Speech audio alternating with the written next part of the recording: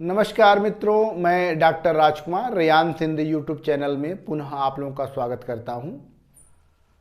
आज हम लोग इससे पहले पढ़ चुके हैं कि छायावादी काव्य का नामकरण और छायावादी काव्य के जो विभिन्न विद्वानों ने परिभाषाएं दी हैं उसका अध्ययन हम लोग कर चुके हैं।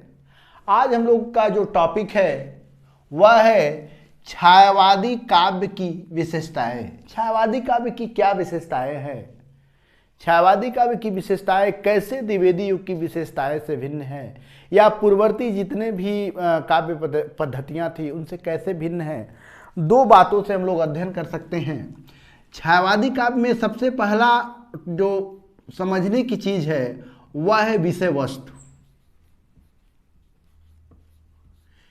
छायावादी काव्य की विषय वस्तु क्या है, और दूसरा शैली पद्धति।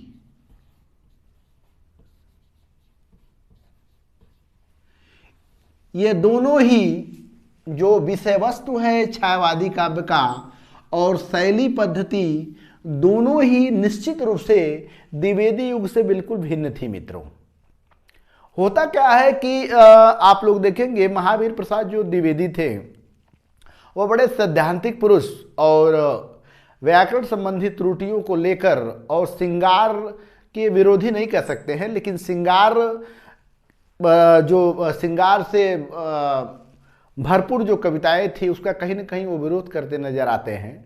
और मित्रों, हम लोग देखते हैं कि जो उसमें इतिवृत्तात्मकता का मतलब ये होता है कि महाकाव्य जो रचे गए, खंड काव्य रचे गए, कवियों की अपनी जो व्यथा थी, अपनी भावनाएं थी, वो पूर्ण रूप से दबते हुए नजर आती है।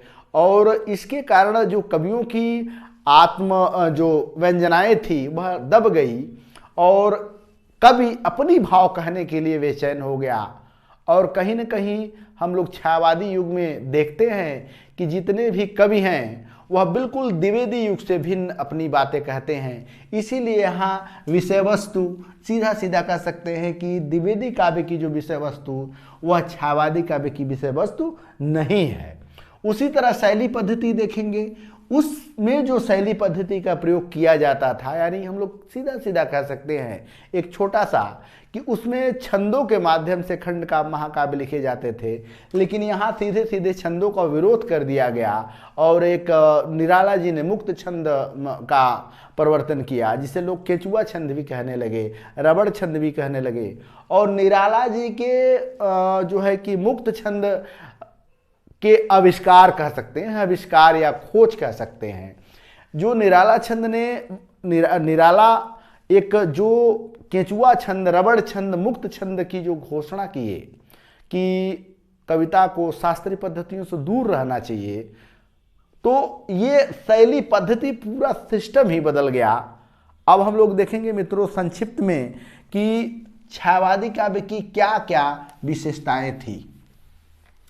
इसमें सबसे पहले जो छायावादी काव्य की विशेषता है उसमें क्या है, नंबर 1 पे है व्यक्तिवादिता। व्यक्तिवादिता इसको आबलिक हम लोग कह सकते हैं आत्म अभिव्यंजना।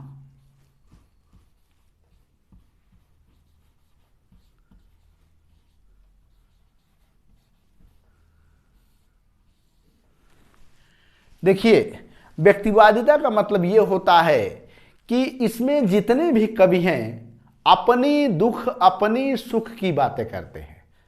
अपने जैसे समाज से वो समाज की बातें नहीं करते हैं, अपनी बातें करते हैं, अपनी व्यथा की चर्चा करते हैं, अपनी दुख की चर्चा करते हैं। हम लोग एक एक क्रम से देख सकते हैं। जैसे यहाँ हम लोग एक निराला की लाइनें याद करेंगे जो अपनी व्यथा ही कहते नजर आते हैं। जैसे दुख ही जीवन की कथा रही, दुख ही जीवन की कथा रही। अब यह मित्रों दुख ही जीवन की कथा रही, अब यह कहीं न कहीं अपनी बात कहते हुए नजर आ रहे हैं कि ये जो जीवन है निश्चित रूप से मेरा जीवन दुखों से ही भरा हुआ है। यहाँ पे इनकी व्यक्तिवादिता स्पष्ट रूप से झलक रही है, ये निराला जी कहते हैं।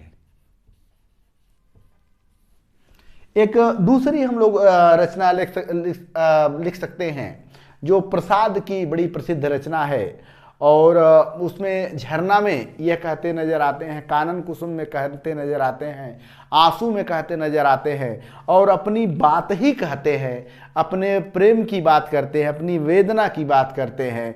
जैसे हम लोग ले सकते हैं प्रसाद की एक जो रचना है कि औरों के प्रति प्रेम तुम्हारा, औरों के प्रति प्रेम तुम्हारा, औरों के प्रति प्रेम तुम्हारा, इसका मुझको दुख नहीं, इसका मुझको दुख नहीं।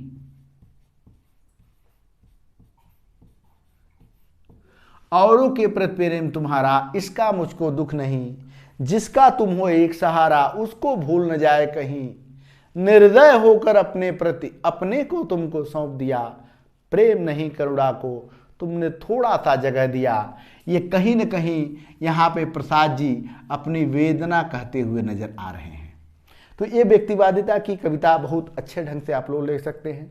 तीसरी हम लोग देखते हैं जब महादेवी वर्मा अपनी आत्मव्यक्ति में कहती हैं कि मैं नीर भरी दुख की बदली, मैं नीर भरी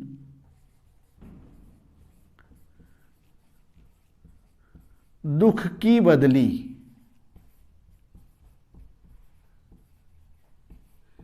मैं नीर भरी दुख की बदली, विस्तृत विस्तृत नभ का कोई कोना, मैं नीर भरी दुख की बदली, विस्तृत नभ का कोई कोना, मेरा न कभी अपना होना, मेरा न कभी अपना होना, मेरा न कभी अपना होना, परिचय इतना इतिहास यही, परिचय इतना इतिहास यही, कल उमड़ी थी मिट आज चली।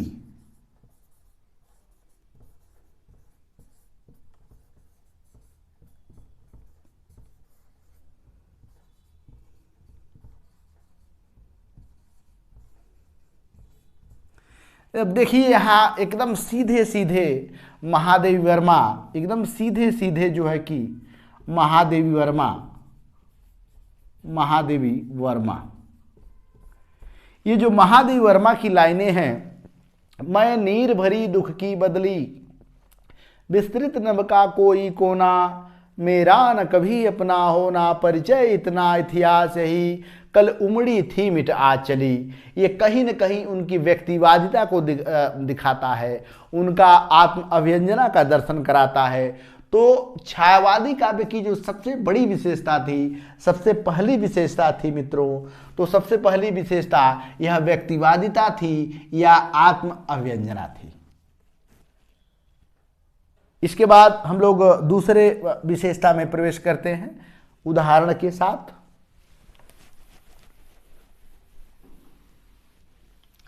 शॉर्ट स्क्रीन ले सकते हैं आप लोग, लेते रहिए।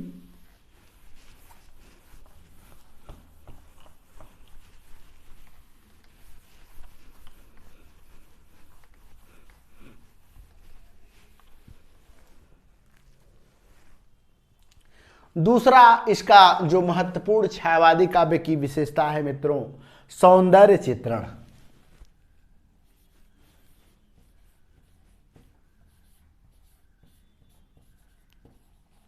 सौंदर्य चित्रण। एक चीज ध्यान रखिएगा मित्रों, जो यहां सौंदर्य चित्रण है छायावादी काव्य का, बिल्कुल द्विवेदी काव्य, भारतेंदु युग या रीतिकाल के जो सौंदर्य चित्रण था वहाँ से बिल्कुल अलग है। यहाँ जो सौंदर्य चित्रण होता है वह बड़ा निश्चल, बड़ा सूक्ष्म से श्रृंगार रस के तरफ इशारा करता है। थोड़ा सा सौंदर्य चित्रण का नमूना हम लोग देखते हैं। यहाँ पे जो है कि प्रसाद की कामायनी से एक लाइन ली गई है कि नील परिधान बिच सुकुमार,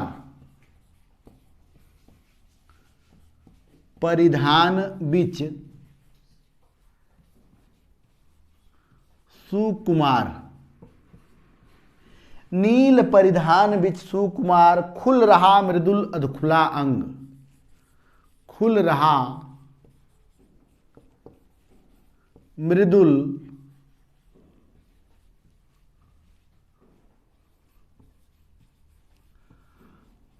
अधखुला अंग, खिला हो जो बिजली का फूल,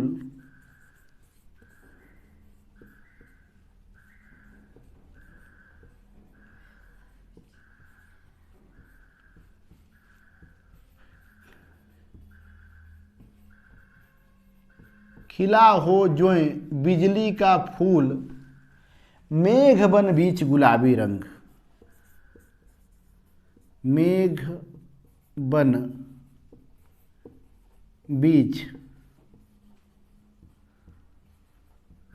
गुलाबी रंग।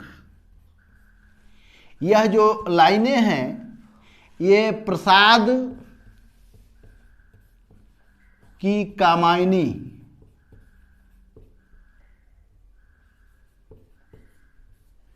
नी में श्रद्धा के सौंदर्य का चित्रण है, श्रद्धा के सौंदर्य का चित्रण है।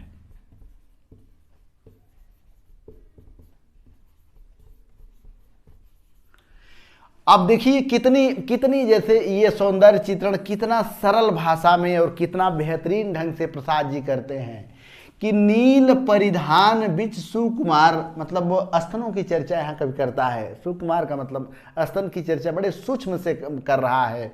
जो श्रद्धा है वह नीले रंग की एक साड़ी पहनी हुई है, उसमें उसका जो क्या बोलते हैं साड़ी के साथ जो पेटीकोट है, जो उसका स्तन है, उसकी चर्चा कितने बड़े जैसे सूक्ष्म से सुकुमार अंग दिखाते हुए जैसे कवि करता है।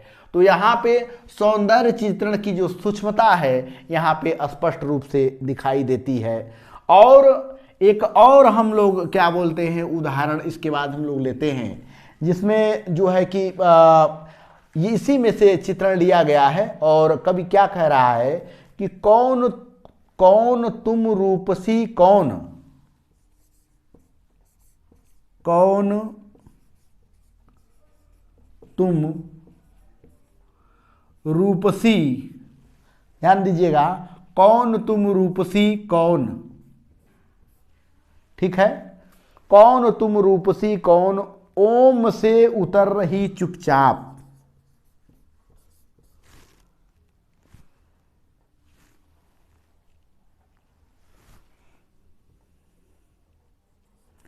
ओम से उतर रही चुपचाप। यहाँ व्योम है, योम नहीं होना चाहिए, व्योम से उतर रही चुपचाप, ठीक। छिपी निज छाया में आज सुनहला फैला केश प्रलाप, मधुर मंथर मद कौन।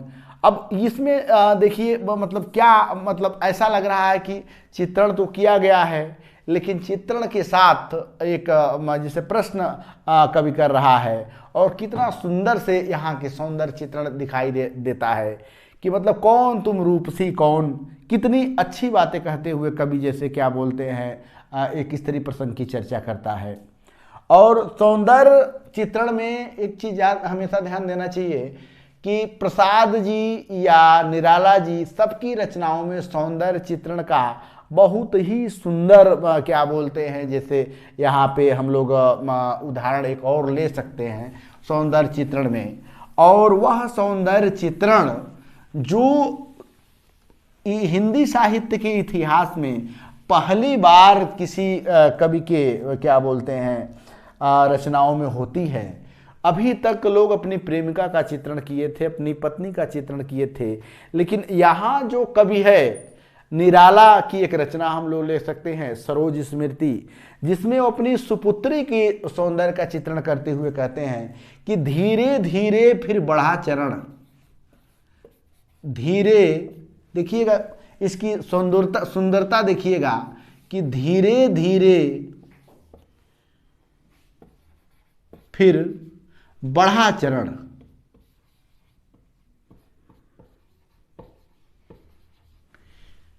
धीरे धीरे फिर बढ़ा चरण, बाल्य के कलियों का प्रांगण। बाल्य के, ठीक है, बाल्य की कलियों, बाल्य की कलियों का प्रांगण।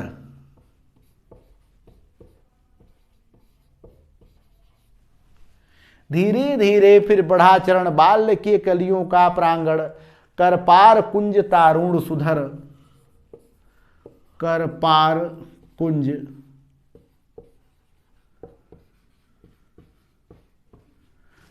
तारुण्य सुधर।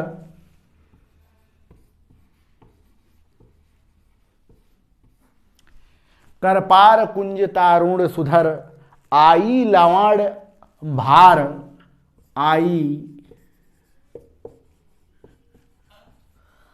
लावण्य भार थर थर। अब वो यहां पे जो है कि निराला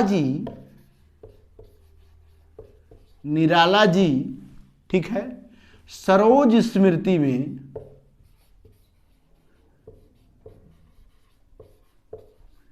स्मृति रचना में अपनी पुत्री के सौंदर्य का चित्रण करते हैं। अपनी पुत्री के सौंदर्य का चित्रण करते हैं।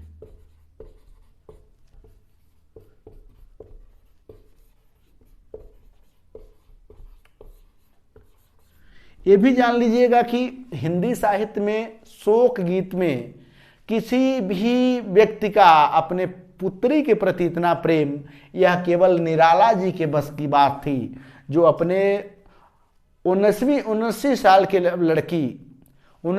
के लड़की के सौंदर्य का चित्रण करते हैं कि मेरी बिटिया कैसे सुंदर लग रही थी। धीरे धीरे फिर बढ़ा चरण, बाल के कलियों का प्रांगण। कर पार कुंज तारुण सुधर, आई लावण भर थर थर थर। कापा कोमल जो स्वर पर, जो माल कोश के बीड़ा पर। नए स्वप्न जो तू मंद मंद, फूटी उषा जागरण छंद। कितनी सुंदरता, कितने बढ़िया से सौंदर्य चित्रण जो है कि निराला करते हैं। तो यहाँ पे जो कवियों का जैसे जो सौंदर्य चित्रण की बात है, वह बिल्कुल पूर्ववर्ती कवियों का, यानी छायावादी युग के पहले के कवियों में इस तरह के कहीं चित्रण नहीं मिलता है। यह बहुत ही निश्चित रूप से छायावाद युग की एक अभिन्न विशेषता कही जा सकती है। इसके बाद तीसरे विशेषता में आते हैं जो बिल्कुल अलग है, भिन्न है। वह तीसरी विशेषता क्या है? श्रृंगार निरूपण में भी ध्यान दीजिएगा कि श्रृंगार, अब यहां पे तीसरा जो टॉपिक है सौंदर्य चित्रण के बाद तीसरा लिख सकते हैं श्रृंगार निरूपण।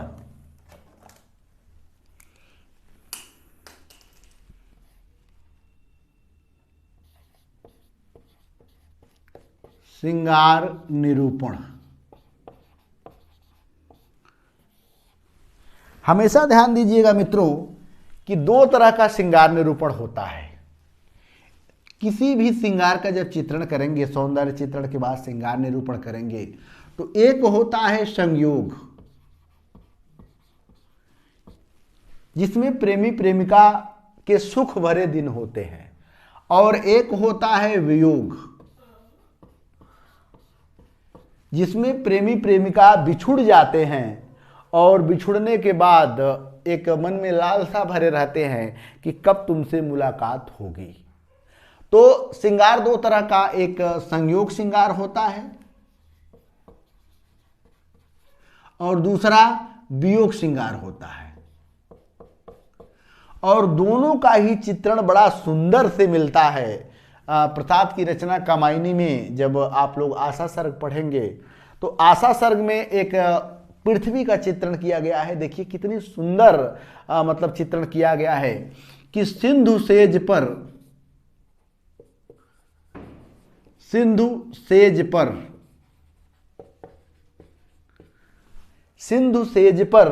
धरा वधू,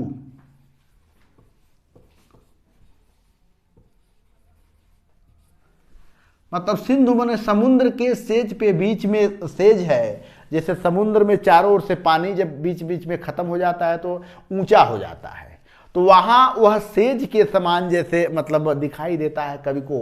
और कहता है कि सिंधु सेज पर धरा वधू, जो पृथ्वी है एक वधू के रूप में, जैसे चारों तरफ ध्यान रखिएगा चारों तरफ समुद्र है और समुद्र के बीच में कहीं कहीं ऊंचा जैसे टीला टाइप हो जाता है। तो वहां की गणना करते हुए कवि कितना बढ़िया चीज कहता है कि सिंधु सेज यानी समुद्र ऐसा लगता है कि सैया बना है और उस पर जो सेज सजाया गया है, कौन बैठी है? धरा माने पृथ्वी एक वधू के समान बैठी है, तनिक संकुचित बैठी थी। क्या होता है? तनिक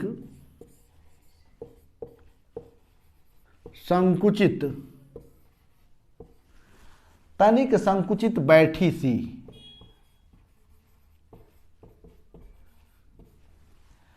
प्रलय निशा की हलचल स्मृति में,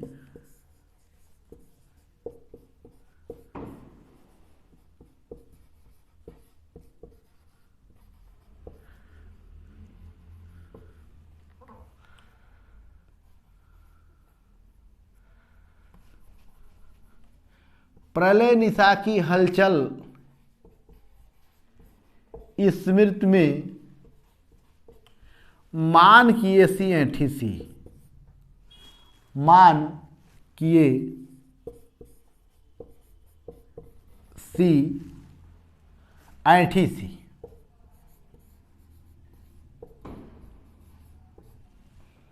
यहां पे पृथ्वी को धरा बना दिया गया है और जैसे एक दुल्हन जैसे अपने मायके से आती है और कुछ वहां की स्मृतियां लिए हुए बैठी है, इसी तरह यहाँ पे जैसे प्रलय के बाद जो हलचल स्मृतियाँ थी, ऐसा लगता है कि कोई वधू अपनी हलचल स्मृतियाँ यानी उस समय की स्मृतियों को लेकर बैठी हुई। ये जो है कि संयोग श्रृंगार का चित्रण है। इसको क्या कह सकते हैं? संयोग श्रृंगार का चित्रण कह सकते हैं। अब वियोग श्रृंगार का चित्रण देखते हैं। जैसे आंसू में एक रचना है, आंसू की रचना हम लोग ले सकते हैं जो प्रसाद जी की आंसू है। आंसू में कवि क्या कहता है कि रो रो कर सिसक सिसक कर, ध्यान दीजिएगा, रो रो कर, ठीक है, रो रो कर सिसक सिसक, रो रो कर सिसक सिसक कर,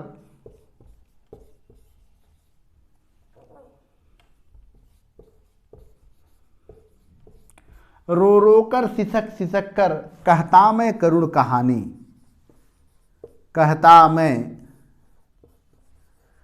करुण कहानी। रो रो कर सिसक सिसक कर कहता मैं करुण कहानी, तुम सुमन नोचते फिरते, तुम सुमन नोचते फिरते, तुम सुमन नोचते फिरते करते जानी अनजानी, करते जानी अनजानी। आंसू की लाइनें हैं। प्रसाद जी उसमें प्रेमिका के दुख भरे जीवन की बात करते हैं कि रो रो कर सिसक सिसक कर मैं कहता करुण कहानी, तुम सुमन नोचते फिरते करते जानी अनजानी। यहाँ पे वियोग श्रृंगार का चित्रण स्पष्ट रूप से दिखाई दे रहा है कि प्रेमी प्रेमिका बिछड़ गए हैं और उस समय प्रेमी अपने प्रेमिका की स्मृतियों को याद करते हुए, यहाँ पे वियोग श्रृंगार का चित्रण स्पष्ट रूप से दिखाई दे रहा है। इसके बाद हम लोग अगले टॉपिक में आते हैं।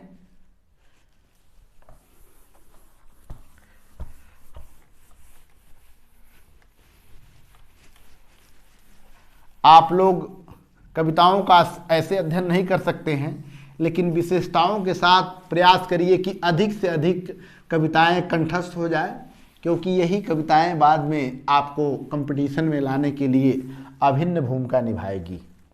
उसके बाद है चौथा, नारी भावना।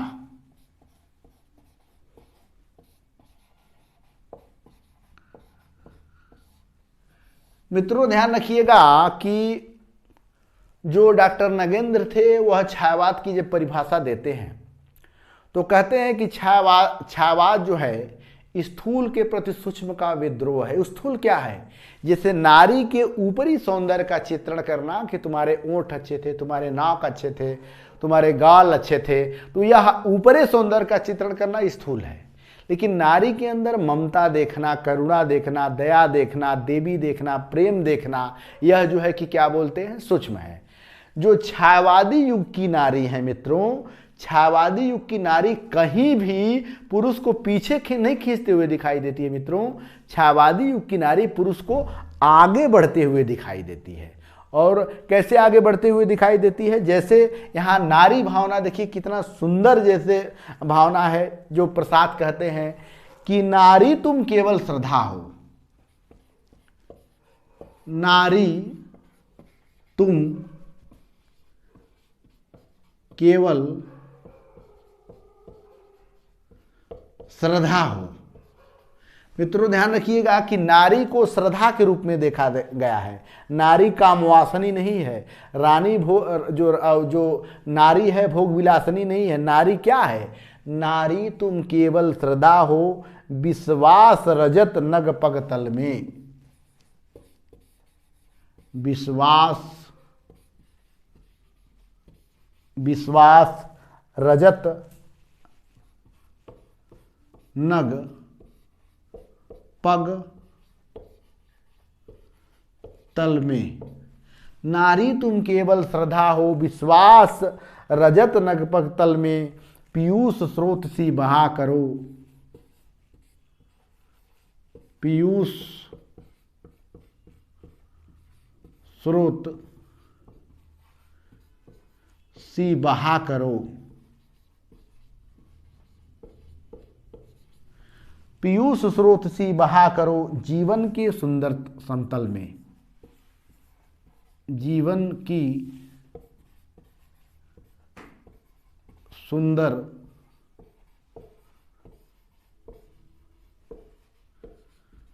समतल में।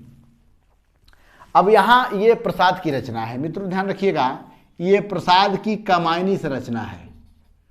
ठीक है, प्रसाद की कामायनी की रचना है ये।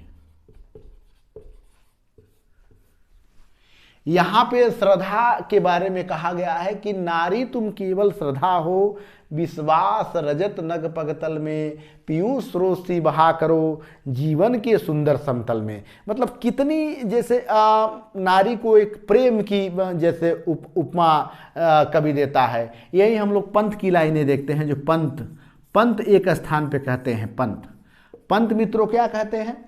पंत कहते हैं कि हे देवी आह कितनी उदार, तुम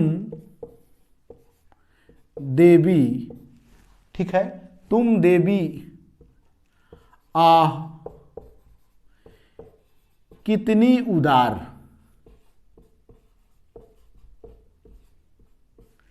पंत की लाइनें हैं, तुम देवी आह कितनी उदार, वह मात्र मूर्ति है निर्विकार, वह मात्र मूर्ति है, वह मात्र मूर्ति है निर्विकार।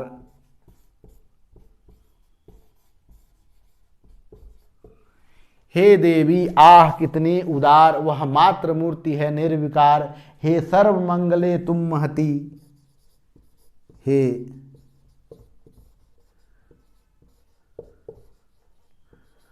सर्व मंगले तुम महती, सबका दुख अपने पर सहती।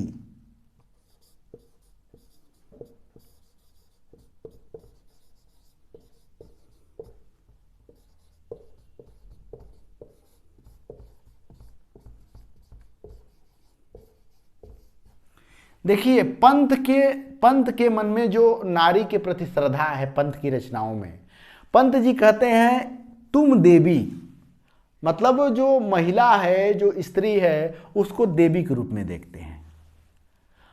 तुम आह कितनी उदार, तुम उदार हो, तुम पुरुष को रास्ता दिखाने वाली हो।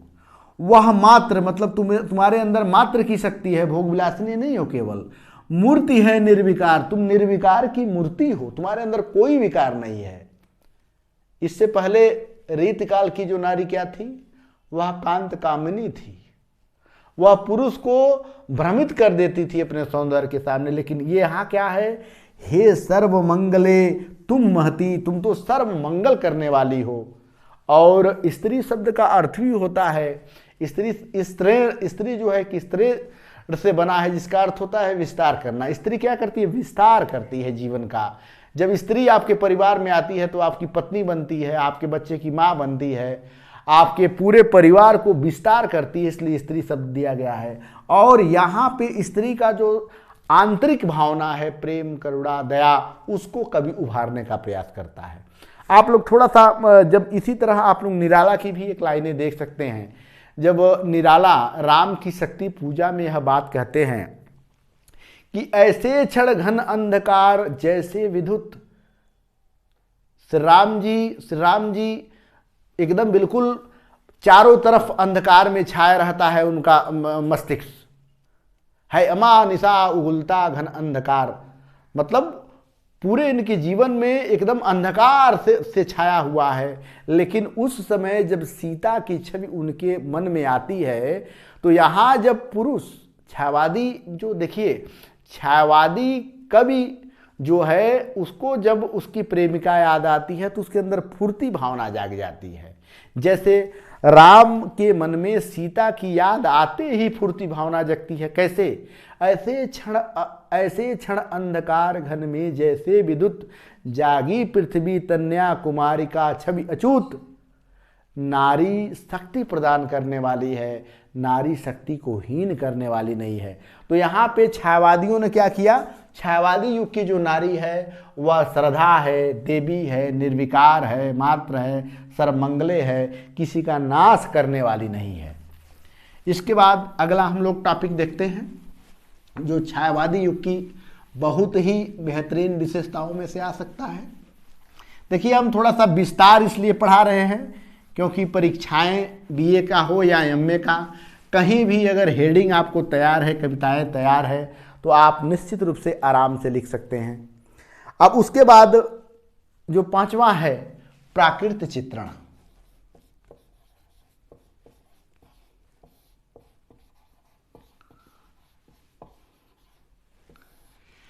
मित्रों, जो छायावादी युग की सबसे बड़ी विशेषता है प्रकृति चित्रण है। और प्रकृति चित्रण में जितने भी कवि थे, चाहे प्रसाद हो, महादेवी वर्मा हो, चाहे पंत जी हो या निराला हो, सब में कहीं न कहीं प्रकृति चित्रण बहुत बढ़िया से देता है। और प्रकृति चित्रण के कारण ही पंत को, ठीक है, प्रकृति का सुकुमार कवि कहा गया।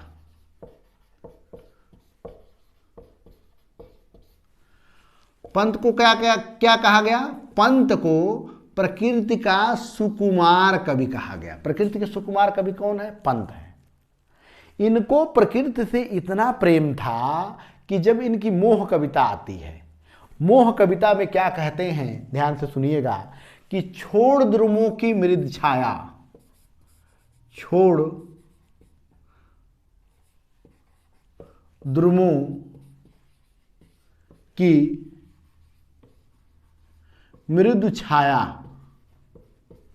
छोड़ द्रुमों की मृद छाया, तोड़ प्रकृति से भी माया।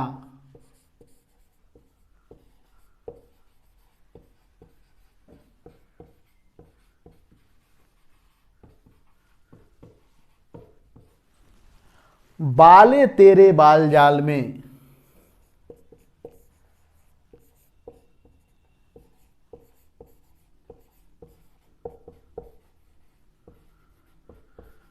बाले तेरे बाल जाल में, मैं कैसे उलझा दूं लोचन।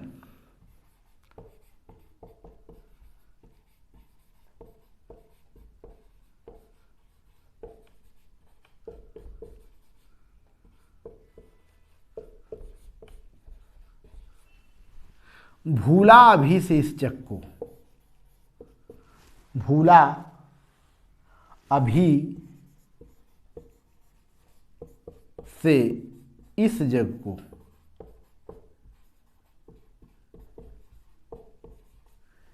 यह जो है कि पंत की कविता है, किसकी? पंत की। मोह नामक कविता से है, मोह नामक कविता से है। देखिए प्रकृति की कितनी बढ़िया, जैसे यहाँ पे छोड़ द्रुमों की मेरी छाया, तोड़ प्रकृति से भी माया, बाले तेरे बाल जाल में, कैसे उलझा दूं लोचन, भूला अभी से इस जग को। प्रकृति का यहाँ देखिए एकदम बिल्कुल अलग ढंग से पंत जी प्रकृति का चित्रण करते हैं। वहीं पे निराला जी का जो संध्या सुंदरी है, देखिए उसमें किस तरह वह संध्या सुंदरी का चित्रण करते हैं। पूरा प्रकृति का दृश्य है, लेकिन ऐसा लगता है कि पूरा जैसे वातावरण, जैसे लगता है कि प्रकृति का मानवीकरण करके कोई वास्तव रूप में सुंदरी उतर रही है। कैसे बात कर रहे हैं कि दीवा, ठीक है, दिवसा, दिवसावसान, दिवसावसान का समय, दिवसावसान का समय, मेघमय आसमान से उतर रही, मेघमय आसमान से उतर रही, मेघमय आसमान से उतर रही, वह संध्या सुंदरी परी सी।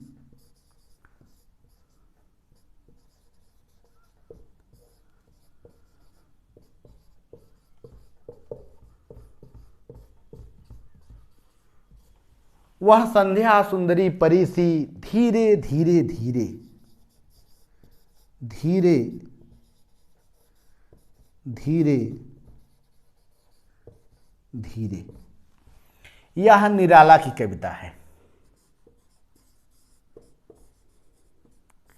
अब ध्यान दीजिएगा मित्रों कि यहाँ पे प्रकृति का मानवीकरण करके कवि किस एकदम बिल्कुल अलग ढंग से चित्रण करता है कि दिवसासान यानी दिन धीरे धीरे ढल रहा है, उसका समय है, और मेघमय आसमान से, जो ऐसा लग रहा है कि कोई संध्या सुंदरी है, जैसे शाम के दृश्य का चित्रण किया गया है। लेकिन देखिए कैसा बढ़िया चित्रण किया है, मेघमय से ऐसा लगता है कि आसमान से धीरे धीरे वह क्या हो रहा है कि आसमान से धीरे धीरे जैसे वह कौन उतर रही है, संध्या सुंदरी परी सी। संध्या सुंदरी कैसे है, एक परी सी है, और कैसे उतर रही है, धीरे धीरे धीरे।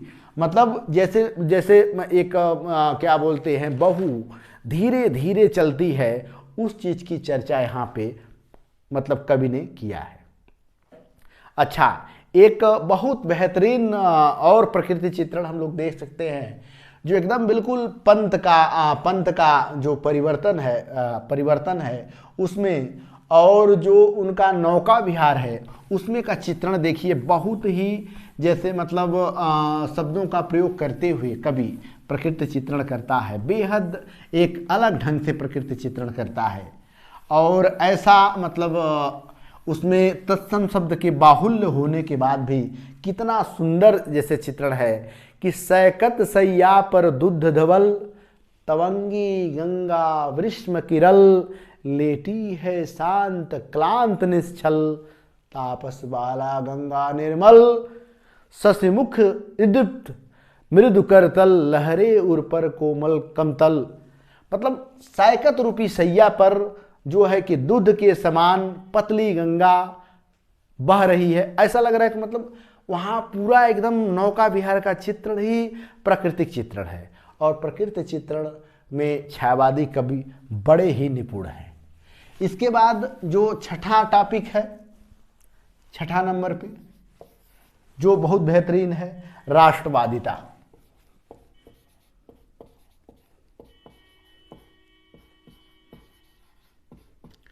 मित्रों, छायावादियों का समय कब था?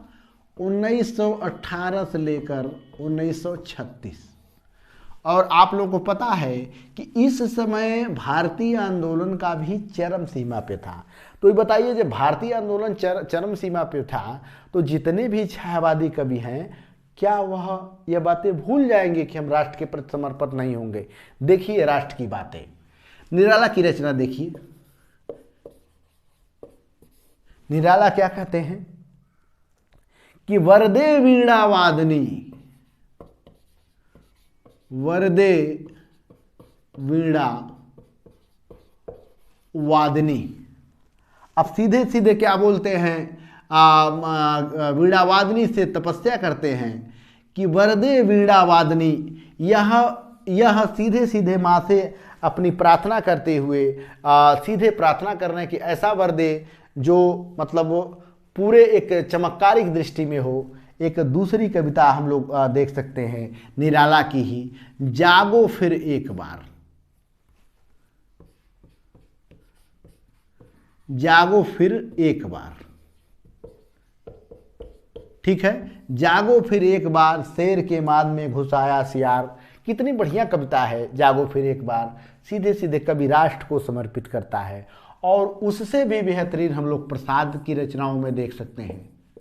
प्रसाद जी की दोनों जैसे जो उनके नाटक हैं, पूरे नाटक कहीं न कहीं राष्ट्रवादिता की ही लेकर चलते हैं। एक हम लोग कविता ले सकते हैं कि अरुण यह मधुमय देश हमारा, अरुण यह मधुमय देश हमारा, जहां पहुंच अनजान छिद्र को मिलता एक सहारा। ये कविता जो है कि क्या बोलते हैं, राष्ट्र के प्रति ही समर्पित है। एक दूसरी कविता देख सकते हैं कि हिमाद्रि तुंग सिंह से प्रबुद्ध शुद्ध भारती, हिमाद्रि तुंग, ठीक है, हिमाद्रि तुंग सिंह से प्रबुद्ध शुद्ध भारती, स्वयं प्रभा समुज्जला स्वतंत्रता पुकारती। ये कहीं न कहीं छायावादी कवि राष्ट्र के प्रति समर्पण ही करते हैं। और एक हम लोग देख सकते हैं माखनलाल चतुर्वेदी की। माखनलाल चतुर्वेदी की रचना बड़ी प्रसिद्ध है।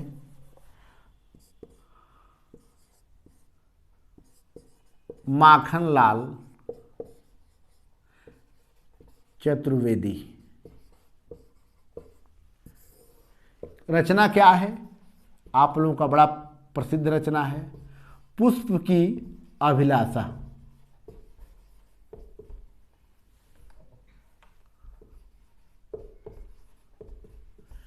पुष्प की अभिलाषा में क्या कहते हैं कि मुझे तोड़ लेना वनमाली उस पथ पर तुम देना फेंक, मुझे तोड़ लेना वनमाली उस पथ पर तुम देना फेंक, मातृभूमि पर शीश चढ़ाने जिस पर जाए वीर अनेक। माखनलाल चतुर्वेदी की कहीं न कहीं रचनाएं जो पुष्प की अभिलाषा है वह राष्ट्रवादिता को ही समर्पित है। कितनी बेहतरीन जैसे छायावादी कवियों की यह विशेषता है। उसके बाद छायावादी कवियों में और हम लोग देखते हैं,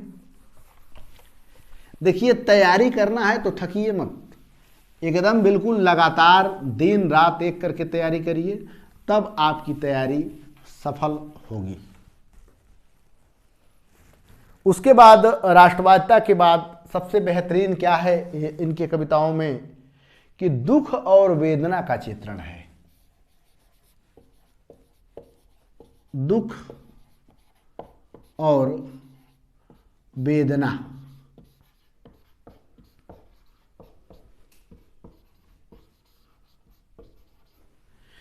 देखिए जितने भी छायावादी कवि हैं मित्रों, बहुत ही दुखी हैं, उनकी रचनाओं में वेदना है, दुख को ही वह जैसे प्राथमिकता देते हैं।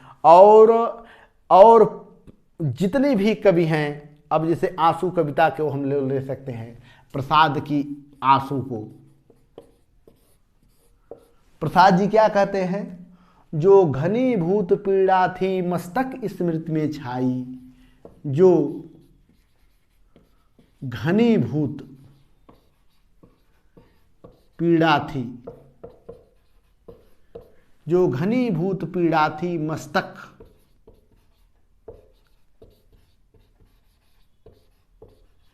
स्मृति में छाई, जो घनीभूत पीड़ा थी मस्तक स्मृति में छाई, दुर्दिन में आंसू बनकर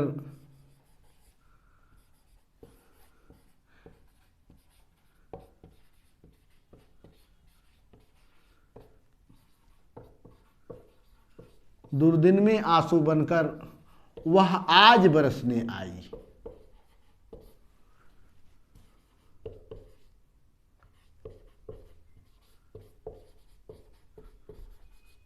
यह दुख का ही दृश्य है। पंत की एक रचना हम लोग देख सकते हैं जो बड़े परिवर्तन से है।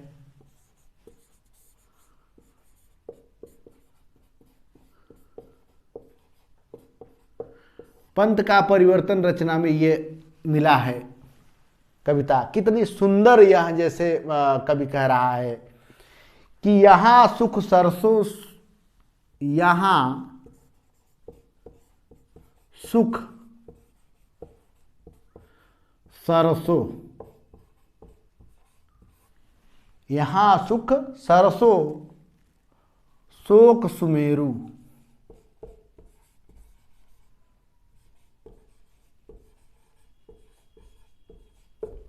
यहाँ सुख सरसों शोक सुमेरु, अरे जग है जग का कंकाल, अरे जग है जग का कंकाल,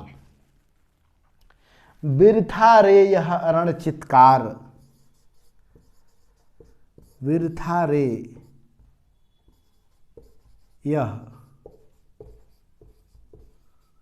अरण चित्कार, शांति सुख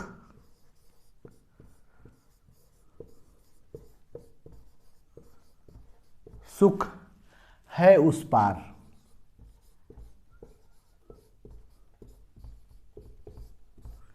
यह परिवर्तन कविता से परिवर्तन जो इनकी रचना है उसमें दुख की बात करते हैं कि यहाँ सुख सरसों, यहाँ सुख क्या है, एक सरसों के समान है, शोक सुमेर, और जो दुख है वह सुमेर पर्वत के समान बड़ा है। अरे जग है जग का कंकाल, जो ये जग का निर्माण हुआ है यह किसी न किसी कंकाल है, किसी की वेदना है, किसी की दुख है। मतलब किसी को हम दुखी करके ही सुखी है आज, यानी किसी को कष्ट देकर ही हमें सुख पहुंचता है। और कहीं न कहीं यह महल बना है किसी के खून पसीने के, किसी की वेदना से ही यह जैसे यह बना है। तो इसीलिए कहते हैं कि अरे जग जग का कंकाल, वृथा रे यह अरण चित्कार, यह रोना धोना यह वृथा है, शांति सुख है उस पार। अब देखिए यहाँ रहस्य झलकने लगा कि उस पार कौन सा शांति सुख है, यानी जो संसार में है यह सुख नहीं है, शांति सुख उस पार है। उसके बाद आप लोग ये देख सकते हैं जैसे महादेव वर्मा की कविता है, तुम आ जाते कितने बार, तुम आ जाते एक बार, कितनी करुणा कित बन पराग, गाता प्राणों का तार तार, आंसू लेते पद पखार। तो यहाँ पे कितनी दुख और वेदना है। निराला की रचना, दुख ही जीवन की कथा रहूं क्या हूँ कहूँ जो आज नहीं कही। मतलब कहीं न कहीं अपने दुख से ही बेचारे बड़े दुखी हैं। महादेव वर्मा का पति से नहीं पट पाया, उनकी समस्या अलग है। निराला जी की पत्नी और बेटी दोनों मर गई, उनकी समस्या अलग है। जयशंकर प्रसाद की मात्र 3 पत्नी थी और तीनों पत्नी में एक पत्नी जिंदा रही, वो भी बेचारे दुखी रहते थे। तो कहीं न कहीं दुख की भावनाएं बड़े प्रबल है और वह दुख की भावनाएं हम लोगों के सामने आता है।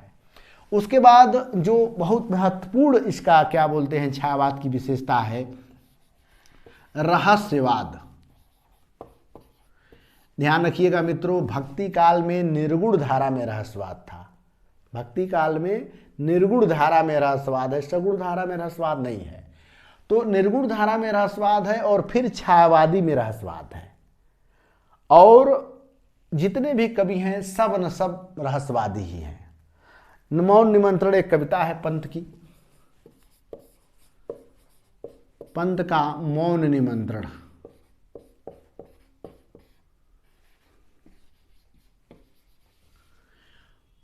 पंत की कौन सी कविता है? मौन निमंत्रण। मौन निमंत्रण में पृथ्वी की सुंदरता का चित्रण करते हुए कवि कहता है कि देख वसुधा यानी धरती, देख वसुधा का यौवन भार, का यौवन भार, देख वसुधा का यौवन भार, गूंज उठता है जब मधुमास, गूंज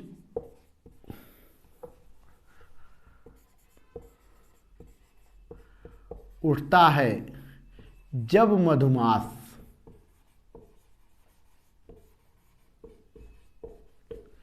देख वसुधा का यौवन भार, गूंज उठता है मधुमास। बीच में आप लोग डैश डैश कर सकते हैं, ठीक है।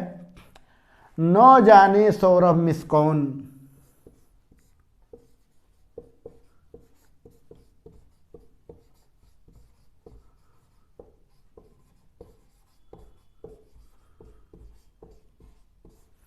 कौन संदेशा मुझे भेजता मौन,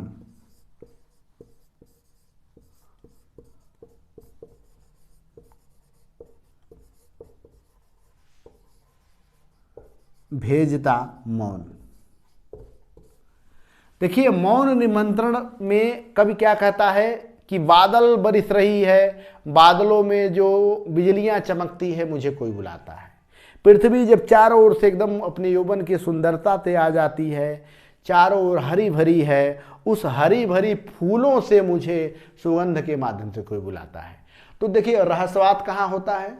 जहाँ निश्चित न हो, एक ही प्रश्न का कई उत्तर हो, तो वहाँ पे रहस्यवाद का दर्शन हमें मिलता है। जैसे जब महादेवी वर्मा कहती हैं कि तुम आ जाते एक बार, किसको बुला रही हैं? अपने प्रेमी को बुला रही हैं कि ईश्वर को बुला रही हैं? सस्पेंस हो जाता है। तो जहाँ पे सस्पेंस हो जाए वहाँ पे रहस्यवाद की बातें आने लगती है, ठीक है।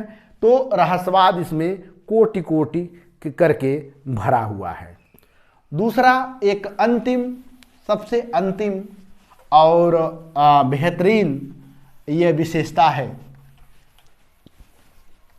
वह है प्रतीकात्मकता। प्रतीकात्मकता, देखिए प्रतीकात्मकता प्रतीक के माध्यम से, प्रतीक के माध्यम से, जैसे काम सर्ग में प्रसाद की एक क्या बोलते हैं रचना है। काम सर्ग में, काम सर्ग मतलब कामायनी, उसमें है मधुमय वसंत जीवन बन के, मधुमय वसंत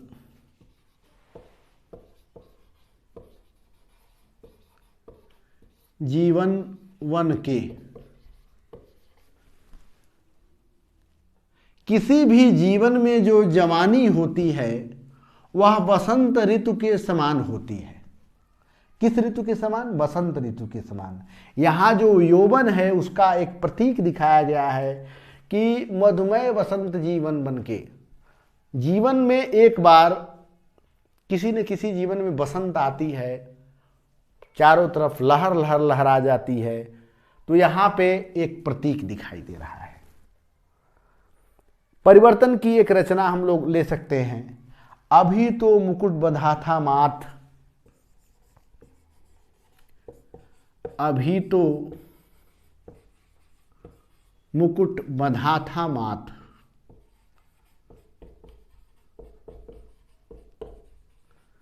अभी तो मुकुट बंधा था माथ, हुए कल हल्दी के हाथ।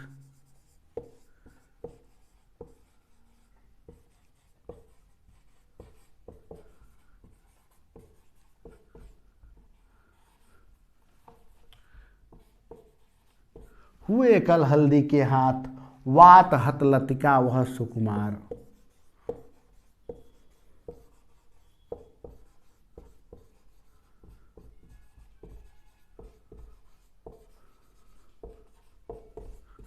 वात हत लतिका वह सुकुमार, पड़ी है छिन्ना धार।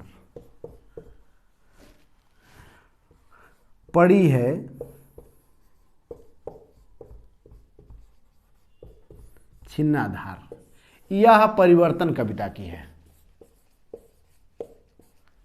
ठीक है, उस लड़की का चित्रण है जो अभी उसकी शादी हुई है और उसका पूरा जीवन उजड़ गया है, उसका पति मर गया है।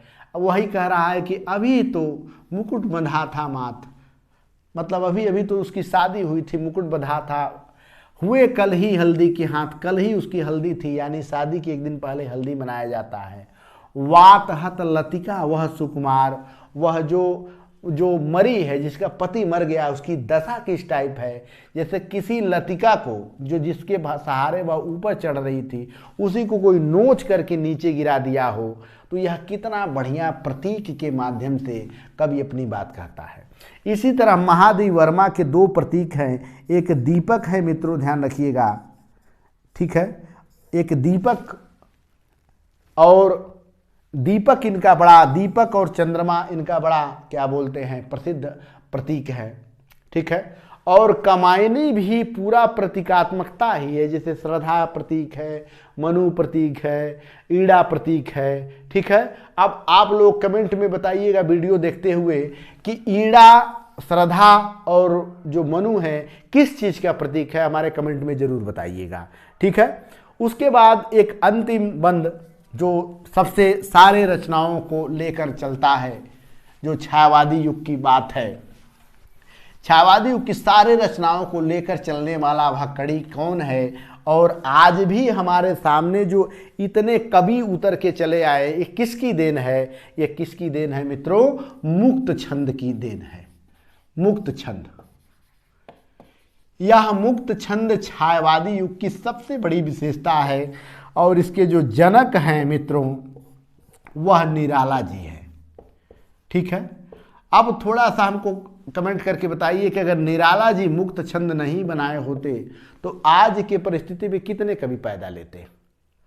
अब मुक्त छंद का मतलब यह है कि न दोहा में होगा, न सोरठा में होगा, न बरवे में होगा, किसी छंद में नहीं रहता है, बल्कि छंद विहीन होता है, इसीलिए इसको मुक्त छंद कहा गया है। और आज हम लोग बड़े विस्तृत से छायावादी युग की विशेषताएं पढ़े हैं उदाहरण के साथ। आशा है कि आप लोगों को कक्षा पसंद आई होगी। अगर आए तो कमेंट जरूर करना।